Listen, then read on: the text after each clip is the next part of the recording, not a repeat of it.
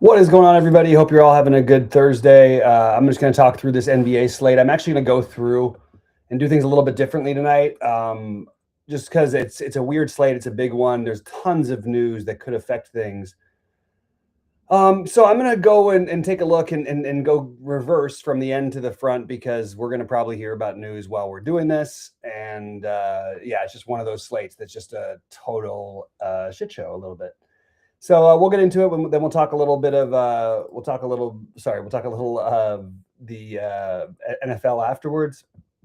Sheets was going to be here, but I don't think he is going to any longer. He might pop in. We shall see. But I'm gonna get into it here, and we'll go from there. So starting at the end, I think it's right to have like maybe a little more Jokic than the field on this kind of a slate. Jokic and Luka being two obvious guys, I think that they actually might really need Jokic, and even like just the idea of like just losing any more bodies would probably boost that up a little bit. Either way, I'm just going to do this through the first set of. I'm just gonna make sure I have some exposure to the guys that I want through the first set of builds. And Cam Johnson would benefit greatly if Peyton Watson's out. We could potentially see one of these other pieces being significant.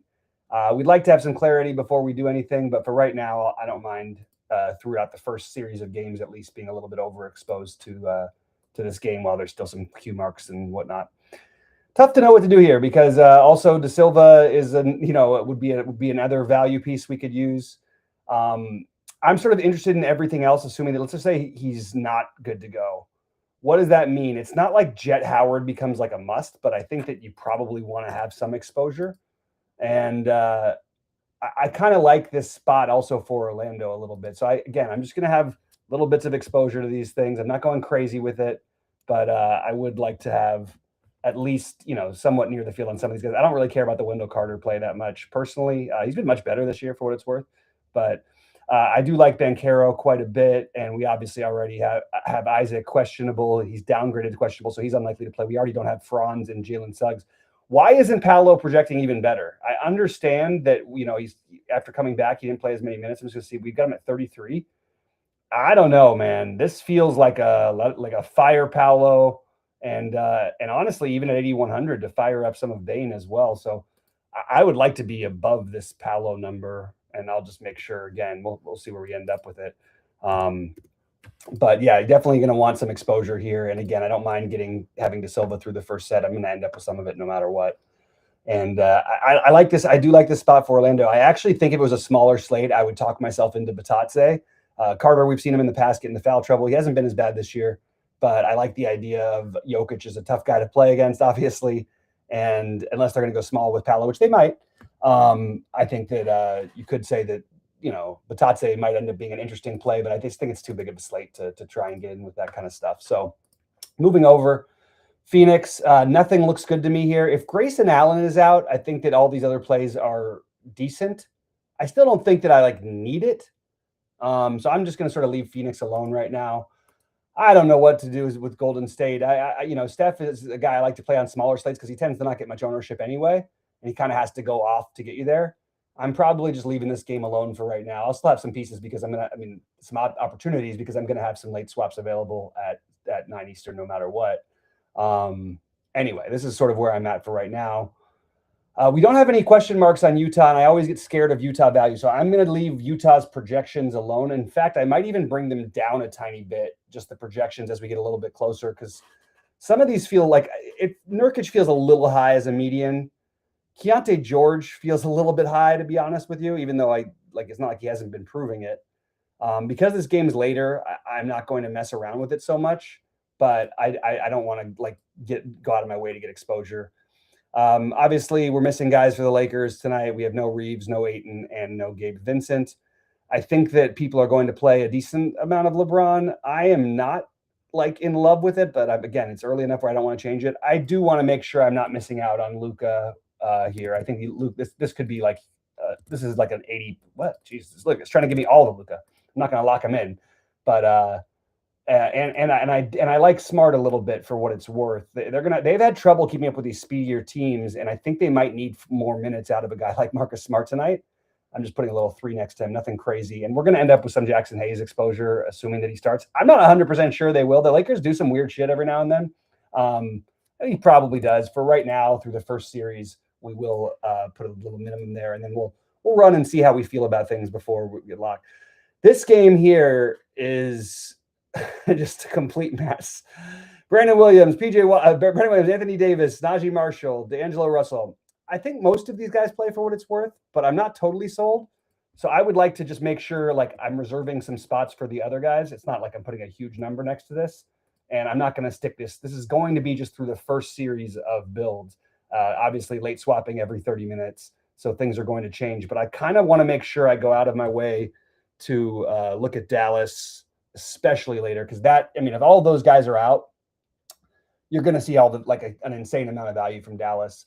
Based on, let me just jump to the actual spread. Good evening, Andy. Good to see you as always. Just going to see the actual spread in this game, see if we can't figure something out with it. Detroit by 6.5. It makes you think Anthony Davis is probably going to play. I think that without Anthony Davis, I think Detroit might be a double-digit favorite here. Not really sure what to do other than playing these guys. Nembhard would be another one that I would just, again, this is just going to get me through the first series of builds. And if Saberson's not going to like it because the projection, I don't want to change all their projections. I will change a few, but mostly I want to make sure I've got some of the things I want later in case things break a certain way. And as I said, it doesn't have to all be from this game and these specific guys. I'm still going to get those guys because I've got so many other spots available. If anybody has any questions or thoughts about that, please drop them in there because I'm happy to explain it. I am not very high on the Detroit side of things. The one thing is the Jaden Ivey price is definitely tempting at 3,400. I don't mind putting a little 5 next to him for now. We're going to have other value that opens up. But I don't mind backloading a little bit some of this stuff. Cade at low ownership is somewhat appealing. I just don't love this. I might love this game and end up stacking it everywhere. But as of right now, this is sort of where I'm going. And as you guys know, I do hand build. So my big buy-ins, that one will come later. This is an interesting projection on Dylan Harper. Did they just not raise his price enough? The matchup's good. It potentially could get blowout run. I'm good with it. I'm not overly in love, but we'll see. A lot of decisions are going to be made later. I just like to go backwards and go through these first series. I'm not going to go out of my way to get anything from Washington. If I end up with some pieces, so be it. I'm not looking to try and make it happen. Same with Milwaukee, I would say. However, if Kuzma and AJ Green are out and if Cole Anthony's out, we're going to have some serious plays here we have to consider. Now, the issue is we've got Porter, whose price is up for good reason. I think Bobby Portis would look kind of interesting. I'll get some stuff from other guys later. I'm just going to put little numbers here next to this and sort of keep going through this slate. Toronto, another team that I am not overly interested in. We are not really missing anything outside of Barrett, which has been the case for a long time now. You could tell me that Scotty Barnes and Brandon Ingram and Emmanuel Quickly, any of those guys I have no issue with. A little Mamu revenge maybe, but probably not going to actually get to much of it just because on these big slates, you really do want to try and prioritize the plays that you want. Zion's not going to play a bunch. I just have heard a lot of trade rumors lately. I don't think they're going to play him much anyway. So I just think we should sort of pass on New Orleans. Probably that's going to be the case no matter what we hear later. Tari Eason questionable, a little bit of a boost, I guess, to Şengün and Jabari if he's out. I still don't feel the need to go out of my way to do anything. One thing is New Orleans is bad though. Şengün could have a big game here. I might have to reevaluate that on the third series of walkthroughs here. No way I'm playing anything from OKC. It's not even real revenge because it's at home. So no Shea revenge. I'm not trying to get to anything here. If I end up with a piece or whatnot, it would be fine by me, but I'm not excited. I'm interested in Kawhi. I think there's upside here. And look, we've got all these guys out. They're probably going to get smoked. If for some reason this game is close, something about these projections feel off to me. And I'm just gonna put a little number. I'm not sure I end up with any of these guys. Just gonna put a little bit, making sure that I'm not totally leaving them out. And I might reconsider even in hand builds later there's enough upside for me to talk myself into Kawhi, even though it doesn't look good on paper, at the moment, obviously. You're just counting the game being a blowout, which it probably is. But if it's not, both Kawhi and Zubac should have. I mean, it would probably take huge games out from both of them for the game not to be a blowout. Danny Wolf looked like it was going to be in more of an auto play. The early projection on him was just out of this world high. I'm not overly excited about this. One thing I'd say though is I love playing Michael Porter Jr. because he's got a range of outcomes. He's always a little underplayed. I'm probably going to change his projection a little bit. MPJ, I'm making a note here because that projection feels funky and off to me. I think it should be above 40 here, especially Miami plays fast. They've got some good defenders, but they play fast. No Jovic, no Hero, no Larson.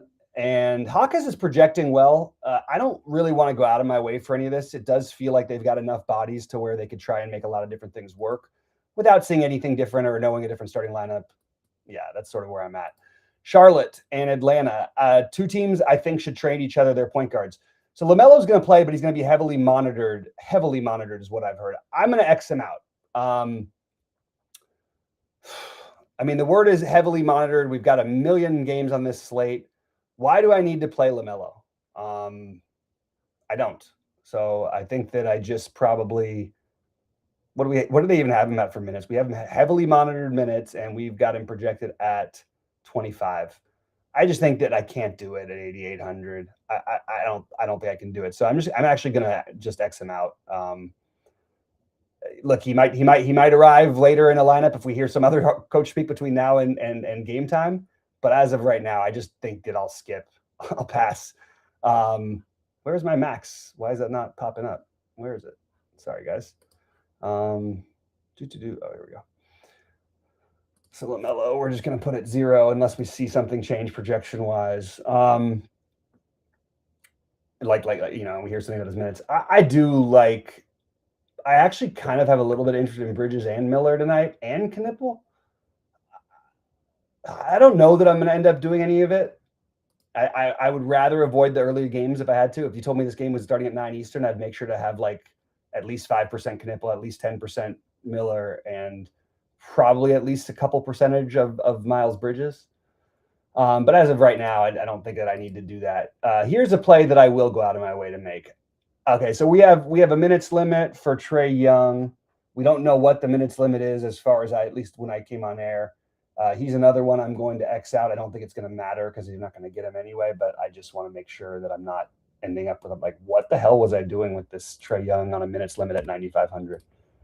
The best player on the team, including Trae Young by a million miles. I've been saying this for years, and I got laughed at for a while. Now I think everybody sees the light of day. Another guy whose projection I'm going to bump up. We're going to play some Jalen Johnson tonight. This is a great pace matchup. They have to have realized he's the best player on their team by a significant amount. I don't think he and Trae even belong in the same conversation. I want to make sure I have at least 10% of them for right now. That's where I'm at. I don't think Trae is going to eat enough in his limited minutes away from Jalen Johnson. And I think Jalen Johnson can crush in this matchup. I like that he's going to be low owned because the 10K price tag. Can we get 10% of them? Will it even give us 10% when we rebuild these things? I don't know, but we will see. All right, we're going to wait for a Knicks starting line. We're not going to add anything on the Indiana side. If so be it. If Ben Mathurin is a guy we want to throw in a lineup, I actually don't mind it. And yeah, look, I got 7% of him in my last build. I don't know why, but I did. I don't mind it. I didn't ask for any of it. And we've got all this stuff going on with all these wild projections. We need a starting lineup before we do anything with the Knicks. The messed up part, the Knicks are still favored, right? I know Saberson's got them favored, but let me just check the actual line. Knicks, this is wrong. This is the wrong number. I didn't update this. The Knicks are still favored by 4.5. I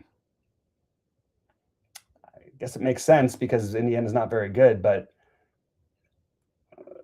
I don't know, man. I'm probably going to have to force in some Jalen Brunson. I'm probably going to have to force. I'm not going to have to force the other guys. Not force it in, but make sure I have near the field on Jalen Brunson. OG is another one that I don't love the OG quite as much, even though you can see the laundry list of good players that we've got out tonight. What is our feeling? I'm just taking a look. I think I prefer Bridges. That's pretty close between he and a newbie. But I'm going to have to decide this one later, and I'm actually going to just take these little things off because I just put them in there so I could build my initial set. So let's see where we're at, and then we'll go from there. We still haven't gotten any new news yet. Our last piece of news that I saw was Trae Young officially having a minutes limit, even though we didn't get a clear up on that. Hey, Eagles, good to see you, man. And then we'll talk a little NFL. Like, nobody's in here, so I'm going to make this really quick, this show. But that's a little bit of what I'm doing. You know, again, I like that way of doing it. SaberSim should help me figure out the rest. And I'm actually even okay. Like, I go a little bit different with sometimes the sliding scale. Sometimes when there's like multiple things, I actually like it wider at the beginning, and then I condense it as we go further. Sometimes I go the other way, depending on the type of slate. It really depends on how many games and how much I would ever feel comfortable. And in basketball in general, you really don't want to leaving much money on the table, as you guys know. So I'm curious to see kind of where we ended up with this. And after that, I'll talk a little NFL, and then I'm going to get out of here. Yeah, these projections have still, we're just going to need some clarity on the Knicks. If the Knicks, you know what? The truth is, this is probably my last, it won't be my last year playing any NBA. It'll probably be my last year playing like every day, because I just think it's such a crapshoot with, and also the projections, like we get lineups in 5 minutes before lock, so the projections don't even catch up. Then I'm trying to enter my own projections, which there's some edge in, and it is like my hand builds always have done. It's been a great year hand building and a really bad year for me mass multi-entering. And I've tried a bunch of different things and tried to let the Sims do their things. It's just been rough, been rough business is the best way I can put it. Anyway, here we go. Let's see what it changes to when I click save to contest, which is when it should change the exposures. And you can see I'm getting 1 million Luka, a lot of Jackson Hayes. We'll see about this Jordan Clarkson thing. I am not content to play Jordan Clarkson at 75% on this. It's hard to argue with it. It's just, there's just such a, he's just always got a range of outcomes. And the Knicks like have bodies available. They just don't have like good players. You've got what? They've got 11 guys projected to play tonight. Yeah, I'm nervous about the Clarkson, because I mean, I've always liked Clarkson as a GPP play. I hate, and a guy who I just hate playing as chalk. I'm just going to put a little down mark next to him so I can remember that. I don't think that projection is quite right for Clarkson personally. That at 28 just feels very ambitious, and I'm not necessarily buying that. But that's a little bit of what I would be getting. Obviously, we're waiting on a lot of news, as always, with NBA, especially because there's so many games tonight. So I will get to that stuff later. Talk a little bit about NFL real quick. I'll just pull up the most recent weather forecast, because obviously that's a thing tonight. Let me see one thing real quick. NFL weather. And so it's like, it's going to rain, but it's going to be windy as hell, but it's off and on. The sustained winds at 20 miles per hour are not enough to take me off of like Matt Stafford or anything. I still feel like this. I mean, obviously, this is the biggest game of the NFL season, not just because I'm a Rams fan, just it's for everything, basically. If it's in a 1st seed and a 5 seed, going to have to play like a road game in Philly is not the most fun thing, rather than getting home field advantage throughout the playoffs.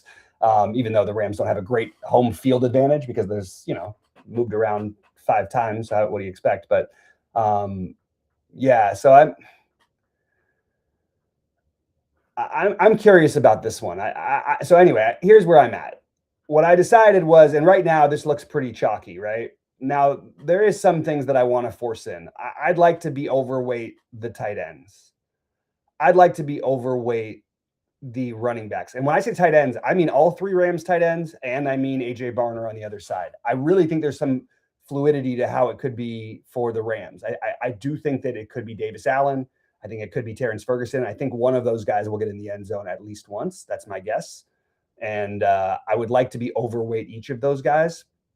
Now, as of right now, I didn't do anything too crazy yet. I'm waiting till, at least we get the injury report. Not that it's going to change much, but sometimes those nothing plays that end up not even playing, we have to at least like consider it.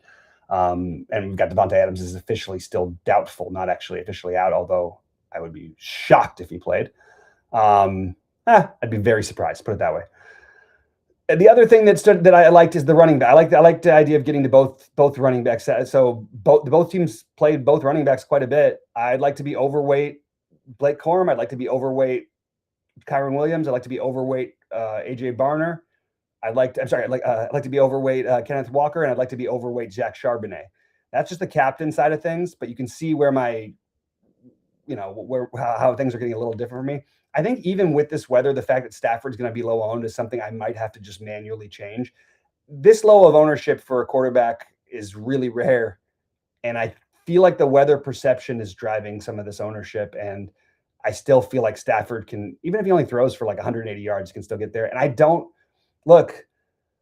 You guys pay attention to the sports news and everything. The stuff Puka Nacua is dealing with and going on right now doesn't have me feeling warm and fuzzy. He's a baller, though. He gets out there and does his thing. Really hope he doesn't do anything too crazy with the touchdown thing and everything. Like, you guys know what I'm talking about. I don't have to mention it. Not to mention his brother with the being, robbing people yesterday.